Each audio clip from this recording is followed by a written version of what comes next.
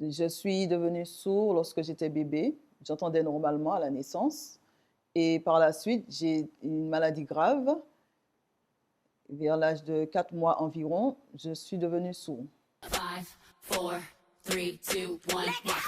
Level up, level up, level up, level up, level up, level up, level up, level up, level up, level up. All this on me so yummy, all this on so yummy, yummy all in your tummy. Je suis sourde, entre guillemets, mais je dirais sumain. Vous venez d'utiliser le terme sumain. Est-ce que vous pouvez l'expliquer plus en détail, s'il vous plaît? Alors, sumain, c'est quoi? Je vous explique. Auparavant, on a dit sourd-muet. Par la suite, sourd. Ça vient des médecins, des psychologues, des psychiatres. En fait, ils ont défini le handicap, la perte auditive par différents mots. Donc voilà. Donc ça, c'est eux qui ont défini. Mais moi, je ne suis pas convaincue par cette définition-là. Donc par la suite, nous avons réfléchi et nous avons dit qu'il fallait valoriser la personne en tant que telle et non cibler le handicap. Et même sur le plan social, lorsque les personnes parlent de sourds, etc., donc je ne me sens pas reconnue dans ce terme-là. Donc, nous avons créé un mot sumain, le mot sur la personne handicapée, la personne en situation de handicap, et le mot main pour, voilà, main, sumain, sourd, main, sumain. Est-ce que vous pouvez nous expliquer en ce qui s'est passé? Je disais que je suis née normalement. Ensuite, j'ai eu une période où j'ai eu une forte fièvre et ça a duré plusieurs jours. Donc, le médecin a donné une piqûre trop puissante et du coup, ça a provoqué la surdité. D'accord. Et comment vos parents, ils ont réagi quand ils ont compris, quand on leur a expliqué, les docteurs, que vous alliez être sumain à vie? Mes parents étaient surpris, bien sûr, mais ils m'ont accepté en tant que comme ça. L'important pour eux, c'était l'affection qu'ils avaient à me donner. Et donc voilà, il n'y a pas eu de problème. Le handicap, la surdité n'a pas provoqué de problème plus que ça. Au contraire, nous avons eu de fortes relations et on s'amusait, on faisait tout, comme tout un chacun. Est-ce que malgré votre état de sumanité, est-ce que vous avez quand même pu avoir une enfance, une adolescence et une vie d'adulte normale? Alors, j'ai grandi en me sentant normale. Bien sûr, le regard de la société, c'est fort quand même. Ce n'est pas adapté. On dira, en fait, c'est moi qui dois m'adapter, qui devais m'adapter à la société. Je devais me battre pour me sentir au même niveau, me sentir égale à tout un chacun. Voilà. Normalement, la devise de la France, c'est unité, égalité, fraternité. Et pourtant, pour nous, cette minorité sourde, il y a ce blocage, il y a ce handicap-là par rapport à cela. Combien de sumains existe-t-il en Martinique? La moyenne, c'est 1500 environ. Alors, il y a les 1500, il y a des personnes qui signent, on va dire 200 environ. Le reste, alors, ce sont des personnes soit qui sont à l'entendante ou qui oralisent, ou etc. À quel moment vous avez appris, je suppose que c'est très jeune, que vous avez appris le langage des signes? Et surtout, est-ce que ça a été facile de l'apprendre, cette langue? Ça dépend des personnes. Alors, ça peut être facile ou pas. Ça dépend de la motivation. Les personnes sourdes, en fait, pour en fait, lorsqu'elles voient quelqu'un d'autre en face, un père en face signer, donc en fait, elles sont motivées, elles ont le désir d'apprendre, donc et puis elles découvrent au fur et à mesure, et ça devient une passion, pardon. Donc la personne sourde apprend vite. J'aimerais savoir, est-ce que vous avez des enfants? Je me suis mariée à une femme sourde.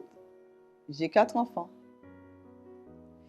Donc, le premier a 25 ans, deuxième 24 ans, troisième 21 ans, la dernière a 15 ans. 2 filles, 2 garçons. Donc, les 4 enfants maîtrisent la langue des signes, 100%. D'accord. Quelle est la chose la plus pénible que vous ayez dû rencontrer durant votre parcours de humanité? Premièrement, lorsque j'étais à l'école, lorsque j'ai terminé mes études et que je suis rentrée ici, le regard de la société, en fait, les personnes n'avaient pas la culture, cette culture-là, donc ils appelaient les personnes sourdes Ababa. Et en fait, elles étaient exclues de la société. Et lorsque je rencontrais des personnes et que je disais que j'avais mon diplôme et qu'en fait, ces personnes-là voyaient que j'étais sourde, elles étaient surprises parce qu'en fait, ces personnes-là pensent que lorsqu'on est sourd, on ne peut pas étudier, on ne peut pas construire sa vie, on ne peut pas avoir de diplôme, voilà, on ne peut pas évoluer dans la société. Et en fait, il a fallu beaucoup se battre, hein, pour faire changer les mentalités et au niveau des Antilles, hein. Et c'est pourquoi, en fait, le mot sourd a remplacé le mot ababa. Et voilà, petit à petit, il y a une sensibilisation. Les personnes ont mieux compris et respectent davantage la personne sourde et la considèrent en tant que citoyen, petit à petit. Et je pense que ce n'est pas fini. Il y a encore des blocages dans la société, mais que ça viendra au fur et à mesure. Est-ce que vous n'êtes pas frustré de constater que les programmes télé ne sont pas adaptés aux humains, ne sont pas sous-titrés? Oui, je suis vraiment frustrée par rapport à ça. Et il y a une souffrance énorme parce que nous n'avons pas de formation et pour nous, c'est injuste. Nous sommes des citoyens, nous avons le droit de voter, nous avons le droit d'être égaux, nous sommes égaux et en fait, nous ne sommes pas respectés en tant que personnes. Il y a la loi du 11 février 2005 promulguée par la loi handicap pour cela et après, on nous parle de questions de financement. Donc nous, en tant que sourds, nous militons pour cela parce que nous voulons être reconnus et pour pouvoir avancer. C'est vrai qu'en Martinique, on avance très lentement. Bon, Martinique première, exceptionnellement, mais des interprètes à disposition pour le journal, mais ça ne dure jamais. Donc, il y a des associations où moi-même, en tant que sourd, je vais chercher l'information. Et ça, c'est pas normal. S'il y a des événements, s'il y a un tremblement de terre par rapport au coronavirus, c'est difficile de ne pas être informé et essayer de s'en sortir, essayer de garder son calme. Non. Alors, c'est vrai que c'est adapté pour le tout public, mais les personnes sourdes, non. Pendant les 2 mois de confinement, bon, il n'y avait pas de traduction. Par la suite, ils ont essayé de faire un effort et après ça, c'est terminé. Plus personne, plus d'interprètes. Souvent, ce sont les parents, les personnes sourdes qui demandent à un membre de leur famille qu'est-ce qu'on dit, alors que non, on n'a pas besoin de cela. On a besoin de se sentir reconnu, valorisé en tant que tel, et c'est pour notre dignité en fait. Voilà. D'accord, mais justement par rapport au coronavirus, maintenant la population est obligée de porter un masque. Ça doit changer beaucoup de choses pour vous parce que vous ne pouvez plus lire sur les lèvres. Exact, exact. C'est juste. Alors, par rapport au coronavirus, pendant cette période-là, il y a eu l'interprète qui expliquait. Avant et après, il n'y a plus personne. Donc, bien sûr, il faut, même lorsqu'il y a des cyclones, personne ne nous dit, ne nous alerte. Donc, à chaque fois, nous sommes surpris par les événements, par ce qui se passe. Ou alors, on va regarder sur Facebook, mais bon, les informations sont précises. Non, elles sont à peu près par moment, ou sur Twitter, ou sur Instagram, etc., sur les réseaux sociaux. On essaie de deviner ce qui se passe. Mais ou alors, lorsqu'un contact, on demande qu'est-ce qui se passe pour savoir précisément. Alors, quel est votre rapport avec la musique puisque vous ne pouvez pas l'entendre?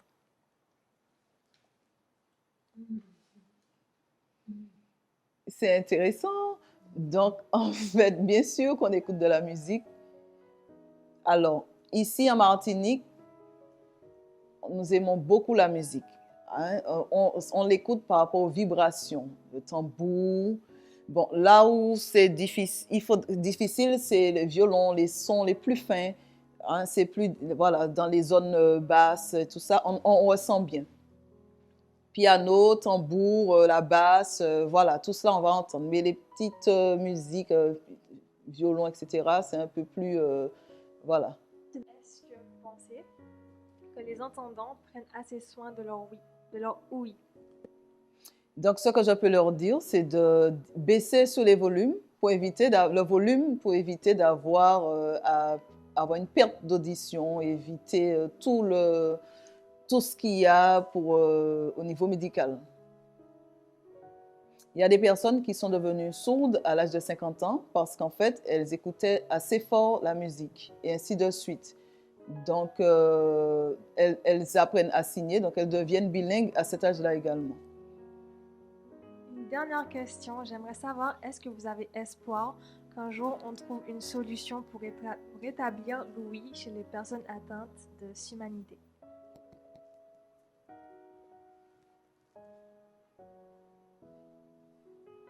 Moi, je n'ai jamais pensé à ça, non. Mais il peut y avoir des implants.